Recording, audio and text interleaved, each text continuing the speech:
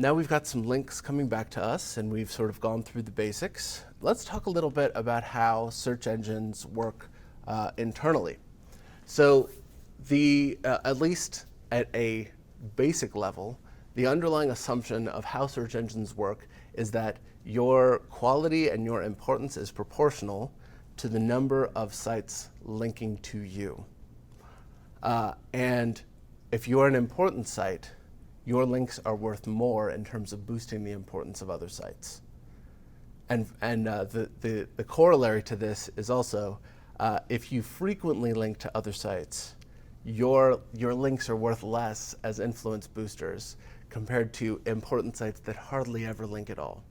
So a good example here is, we'll talk about, one way you can use Wikipedia is to kind of submit edits, appropriate edits, that will link back to your business if you're the authoritative source on a particular piece of information.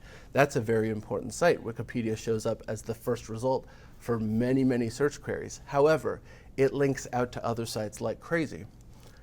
A counterexample to this would be if you show up, if like whitehouse.gov links to your site, they may hardly ever link to sites outside of their own domain.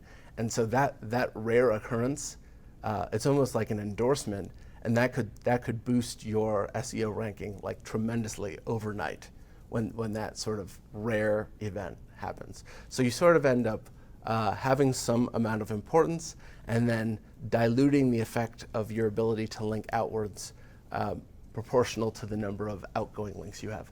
So over here we have a diagram that relates to Google's PageRank algorithm, which was sort of Larry Page's big idea that helped Google start its path to emerging as a search giant here. And what I want you to see is that if we look at the red circle here, which is B, a lot of things link to it, and that's what's driving its importance. The purple circles at the bottom, like almost nothing links to that, or nothing in this case. So they're very sort of unimportant, low quality pages, but they serve to sort of collectively inflate B's importance. And then, as a consequence of B being important, it only takes the one link to C to elevate C up to being a very important site, right? Because it's not linking out much. It only has one outgoing link, and it's giving all of that influence to C, and so C gets inflated a lot. So in terms of like when we talk about link building, the really sweet opportunities would be people who very infrequently lend their social proof and lend their credibility to other businesses. If you can tap into that, that will boost your reputation up substantially. And you can see here, like there is an equation that goes along with PageRank. So these numbers represent some math that, at least at the time that Google was founded, was correct, and it's evolved since then. But you can see that it's like a 30x difference here. It is not a subtle difference. It's not like it's twice as good. It is dramatically better to have these high impact sites that infrequently lend their credibility out, citing you. That's a sweet spot. Yes? So is it better than like for your own business to sort of hoard your the links you send out? Like is it best to not, like, is it better to be like B and just give out one link to one person as opposed to sharing with multiple people? That's a good question. So if we present ourselves, if we think of ourselves as being B here, right? And we're really only caring about our radius here. Like unless your business is offering your influence to people, that's not the main focus of what you're trying to do there. So you could hoard it, and then you have something that's worth something, and you could share it out. However, if B didn't link out, or if it linked out all the time, that doesn't diminish its own importance. That just diminishes its ability to transfer its credibility to someone else. Does that make sense? Yeah, that makes sense. Yep. So it doesn't necessarily inflate your own power to not link out. It's how valuable you are to others. It is how valuable to others, which I guess in some senses that sort of is in some ways your own power, right? So I know that there are some tech bloggers that sort of infrequently endorse another person's idea, and when you come across an endorsement, you look at that and you say, wow, I don't see that often. Like, I'm going to listen to this. It's also surprising on large sites, like in particular, if they link to their own pages, their own resources, they're passing SEO between pages, right? Like the link text, the search engines really like the link text used to link to internal pages. So linking to your own pages helps make your topology a little bit more enriched. I don't know, specifically talking about PageRank, like I don't think internal links are even evaluated. However, if you had two businesses, so I do consulting with LinkedIn, if LinkedIn and Lynda are linking to each other, those are two separate entities in the eyes of Microsoft, right? And they can share PageRank between each other's domains by linking to each other. Right, but however, and they all actually and Microsoft has a ton of different domains and different products and stuff like that, and they can interlink between those.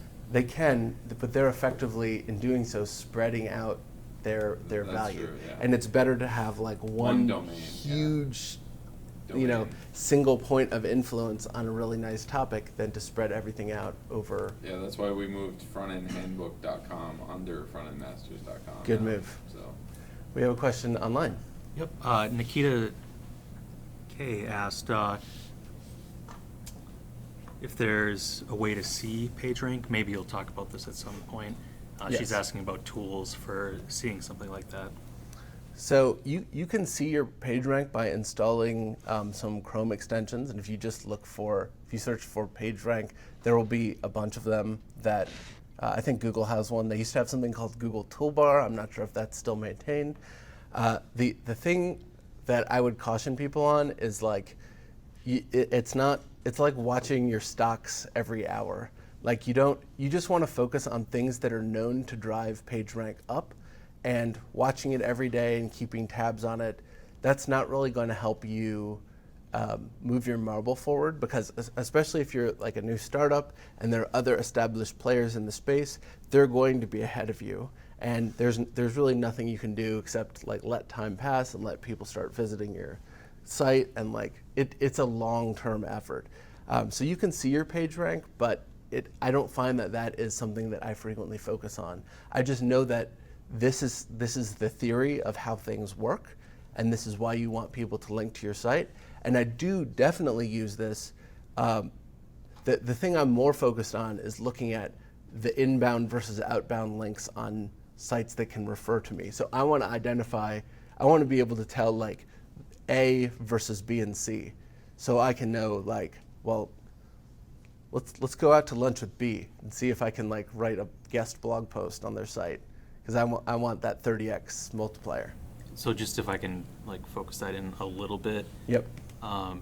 So the algorithm is a black box essentially. So you don't necessarily know how to weigh different measures. Yes. And you're just trying to take a scan of the field of like what sites are influential and measure that against your PageRank. Exactly. So the algorithm is a black box. We do know with certainty that certain factors have a proportional versus like an exponential effect on how you show up in organic search results. And this is actually not a black box. This was Larry Page's, I think it was his like PhD thesis. And so this was published, and it represented the first iteration of the search algorithm. And since then, like we don't really know what direction it's evolved in, but the same principles have served that business well.